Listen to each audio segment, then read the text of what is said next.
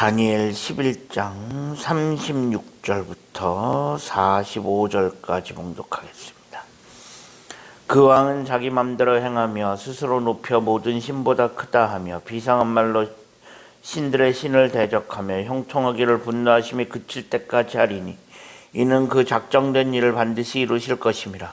그가 모든 것보다 스스로 크다 하고 그의 조상들의 신들과 여자들이 흠모하는 것을 돌아보지 아니하며 어떤 신도 돌아보지 아니하고 그 대신에 강한 신을 공경할 것이요 또 그의 조상들이 알지 못하던 신에게 금은 보석과 보물을 들여 공경할 것이며 그는 이방 신을 힘입어 크게 견고한 산성들을 점령할 것이요 무릇 그를 안다 하는 자에게는 영광을 더하여 여러 백성을 다스리게도 하며 그에게 뇌물을 받고 땅을 나눠주기도 하리라. 마지막 때 남방왕이 그와 힘을 겨룰 것이나 북방왕이 병거와 마병과 많은 배로 회오리 바람처럼 그에게로 와서 그 여러 나라에게 침공하여 물이 넘침같이 지나갈 것이요 그가 또 영화로운 땅에 들어갈 것이요 많은 나라를 패망하게 할 것이나 오직 에돔과 모압과 암몬 자손의 지도자들은 그의 손에서 벗어나리라. 그가 여러 나라들의 그의 손을 펴리니 애굽 땅도 면하지 못할 것이니 그가 권세로 애굽의 금은과 모든 보물을 차지할 것이요 리비아 사람과 구스 사람이 그의 시종이 되리라. 그러나 동북에서부터 소문이 이르러 그를 번민하게 하므로 그가 분노하여 나가서 많은 무리를 다 죽이며 멸망시키고자 할 것이요 그가 장막 궁전을 바다와 영화롭고 거룩한 산 사이에 세울 것이나 그의 종말이 이르리니 도와줄 자가 없으리라. 아멘. 오늘도 새로운 날을 허락하신 하나님께 감사합니다. 오늘은 주의 날 금요일입니다. 어느새 다니엘서도 막바지로 가고 있습니다. 오늘 본문에 보면 그 왕이라는 말로 시작을 합니다. 오늘 본문에 등장하는 35절 첫머리에 등장하는 그 왕은 헬라 제국의 안티오코스 4세를 가리킵니다. 안티오코스 4세, 그는 자기 스스로 왕권을 차지했다라고 생각하고 자신을 신의 자리에 앉혀놓고 하나님을 대적한 그런 왕이었습니다.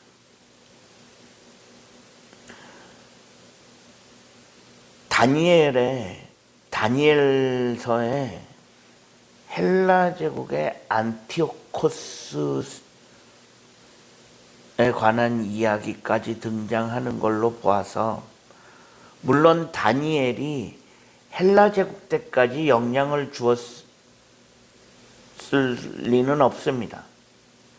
사실 다니엘은 바벨론 제국 때 주로 활동했던 사람이고 그리고 페르시아 초창기까지 영향을 주었던 사람입니다.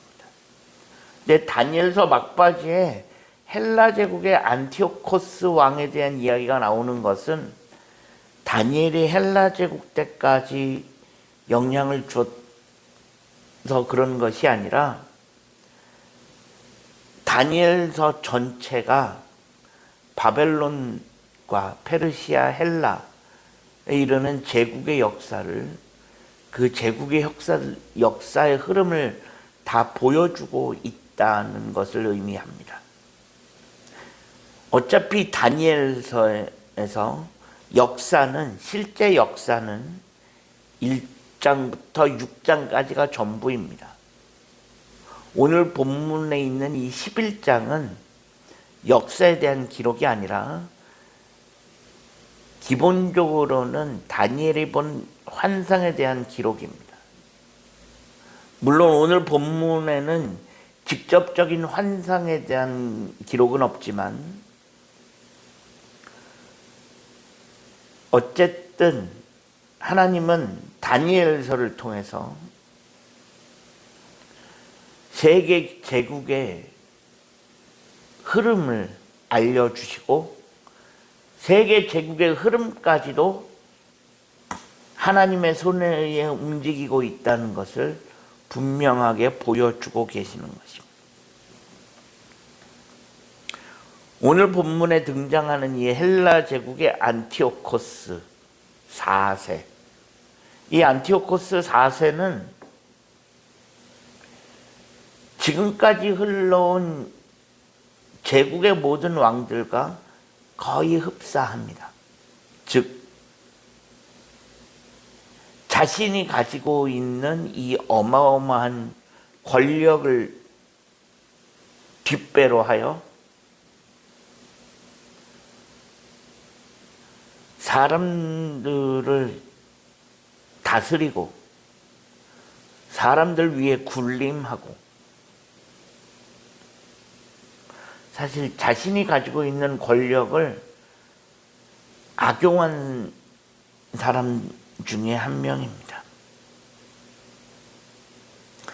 사실 그 이전에 헬라 제국의 안티오코스 3세까지만 해도 안티오코스 3세는 역사적으로 볼 때 나름 유대인들에게 호의적인 왕이었습니다.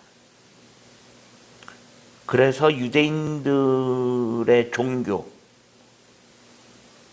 그들이 섬기던 여호와 신앙, 거기에 대해서도 어느 정도 인정해 주었던 분위기가 있었습니다.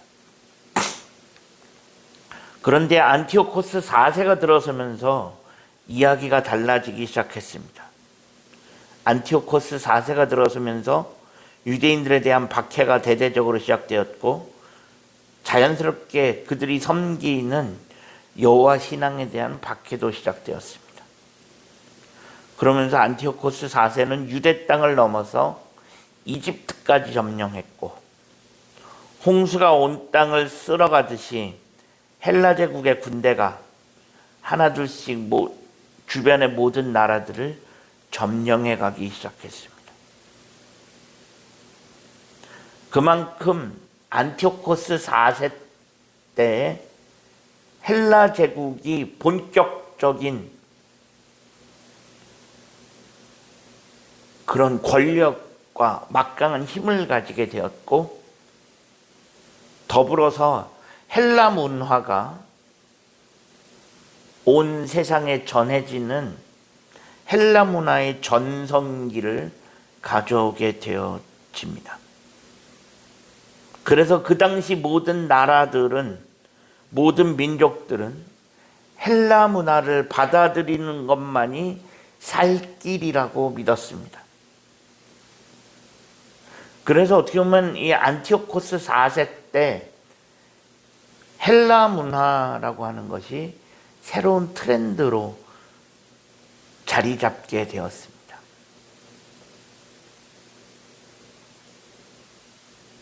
헬라 문화, 그것이 당시 사람들에게는 성공의 길로 여겨졌고, 그래서 너도 나도 헬라 문화를 받아들이기 시작합니다.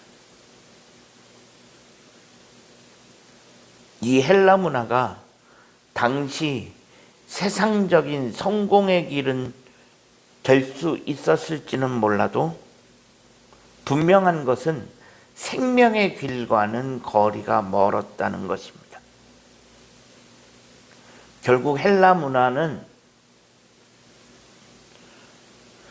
세상적으로 보면 문화의 전성기를 이끌었고, 새로운 것을 이 세상에 전해주었다라고 할 수 있지만, 결국 헬라 문화에는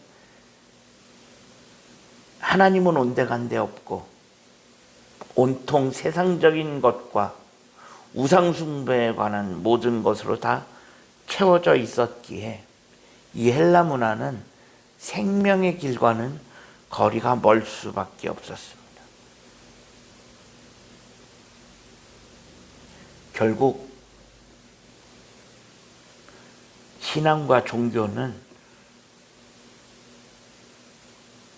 세상적으로 보면 문화라는 옷을 입게 될 수밖에 없습니다. 지금도 문화라는 옷을 입고 수많은 이단들과 우상들이 우리가 사는 세상 속으로 들어오고 있습니다. 그래서 우리에게는 분별해낼 수 있는 그런 힘이 필요합니다. 문화라는 옷을 입고 문화라는 포장을 해서 들어오는 그 수많은 우상들,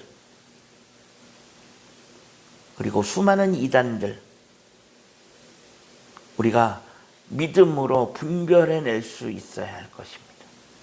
그렇지 않으면 우리는 언제 어떻게 무너질지 모르고 언제 어떻게 이방 문화들에 또 섞일지 알 수 없는 것입니다. 그래서 우리는 분별할 수 있는 그 믿음과 그 지혜를 달라고 기도해야 하고, 문화라는 오단에 숨겨져 있는 그런 수많은 이단들과 그런 사상들을 분별해낼 수 있어야 할 것입니다. 우리가 이 땅을 살아가면서 우리 가운데 분별의 지혜와 분별할 수 있는 그 힘과 능력이 우리 가운데 있어질 수 있기를 주님의 이름으로 간절히 축원합니다. 기도하겠습니다. 하나님 감사합니다. 지난밤에도 편안한 쉼을 주시고 오늘도 새로운 하루를 허락하신 하나님께 감사합니다.